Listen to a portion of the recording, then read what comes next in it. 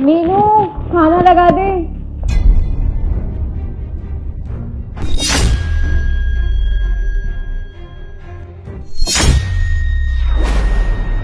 क्या हुआ मेम साहब?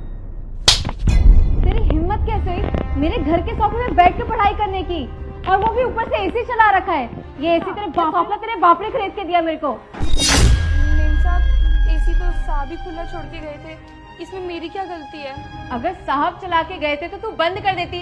नवाब जादो की तरह यहाँ पे बैठ के पढ़ाई करे, वो भी एसी के मजे ले रही है। तेरे को पता है एसी का बिल कितना आता है? कौन भरता है एसी का बिल? तेरा बाप भरता है। तुम जैसे गरीब लोगों के घर में एसी तो होता नहीं है, और जहाँ एसी देखा तुमने वहीं डेरा डाल लिया है ना। मेम साहब, घर का सारा काम खत्म हो गया था और साहब ने बोला था कि आप दोनों को ऑफिस जाने में थोड़ा टाइम लगेगा, इसलिए मैं बस बैठ के पढ़ने लग गई थी। ये क्या बहाने बनाती है? अगर मैं घर में लेट हो जाऊंगी तो तू घर की मालकिन बन जाएगी। तेरा जहाँ मन करेगा वहाँ पे बैठ के पढ़ाई करेगी तू। और इतना पढ़ लिख के क्या कर लेगी तू? है तो नौकरानी ना। और सुन, तेरी जो माँ है ना वो भी यहाँ पे नौकरानी ही थी, और तेरे आने वाले जितने भी पुश्ते हैं ना वो सारे नौकर ही रहेंगे, समझी? और मुझे एक बात बता, यहाँ पे तू पढ़ने आती है काम करने आती है? मैं तेरे को पढ़ने के पैसे देती हूँ या काम करने के पैसे देती हूँ? और अगर ऐसे ही चलता रहा ना तेरे को इस जॉब से निकाल दूंगी, फिर ऐसे भूखे मरते रही हो, क्योंकि जॉब से निकलने के बाद ना तेरे पास घर रहेगा और ना खाने को खाना, फिर सड़क पे ही पड़ी हो, ठीक है? मेम साहब, मुझे नौकरी से मत निकालिए। अगर आपने मुझे काम से निकाल दिया तो मेरा घर कैसे चलेगा? और मेम साहब, आपको तो कितनी तबीयत खराब रहती है, वो काम नहीं कर सकते, इसलिए मैं यहाँ पे काम करने आती हूँ। पूरा घर का खर्चा मैं ही संभालती हूँ। और मेम साहब, घर का सारा काम खत्म हो गया था, इसलिए मैं बस पढ़ने के लिए बैठी थी। अरे बस कर, तुम जैसे गरीबों के ना बहुत सुने बहाने। मेरी माँ बीमार है तो मेरा बाप बीमार है, यही सब बहाने मार के तुम लोग हमसे पैसे ऐंठ लेते हो ना। जितनी तेरी जबान चलती ना, इतने काम में हाथ चलने लग जाए ना तो तेरे को ये सब सुनना ना पड़े। अभी भी देखो कैसे बेशर्मों की तरह ढीठ बन के खड़ी हुई है। तू ऐसे नहीं मानेगी ना, रुक जा, अभी बंटी को बुला के देखो, जॉब से निकलवाती हूँ। बंटी!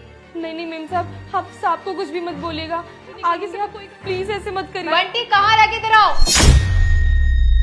अरे क्या हो गया, क्यों शोर मचा रही हो? जरा देखना इस गरीब नौकरानी को, कैसे महारानी की तरह सोफे में बैठ के पढ़ रही है, वो भी एसी चला के। तुम्हें तो पता ही आजकल एसी का कितना बिल आता है, और ये महारानी एसी में बैठ के हमें पढ़ाई कर रही है, जैसे एसी इसके बाप ने लगवाया हो। ये सब ना तुम्हारी ढील का नतीजा है। तुम ना इन लोगों को कुछ बोलते ही नहीं, तभी ये सर पे चढ़ के बैठे रहते हैं। पर निकल गए इन लोगों के। इसको अभी की अभी नौकरी से निकालो। और वैसे भी इतना पढ़ लिख के क्या कर लेगी? है तो नौकरानी ना, और नौकरानी ही रहेगी ये। एलिसा, तुम्हें पता है तुम जैसे लोगों की क्या प्रॉब्लम है? आगे बढ़ना ही तो तुम, ना ही किसी और को आगे बढ़ने देते हो। भूल गई, तुम्हारे पापा भी तो एक मामूली से ड्राइवर थे ना, कैसे वो अपने काम के साथ साथ पढ़ाई किया करते थे, तब जाके इतने बड़े आदमी बने। अगर उस टाइम पे कोई उनके साथ भी ऐसा करता, उन्हें ना पढ़ने देता, तो क्या तुम आज यहाँ पर होती?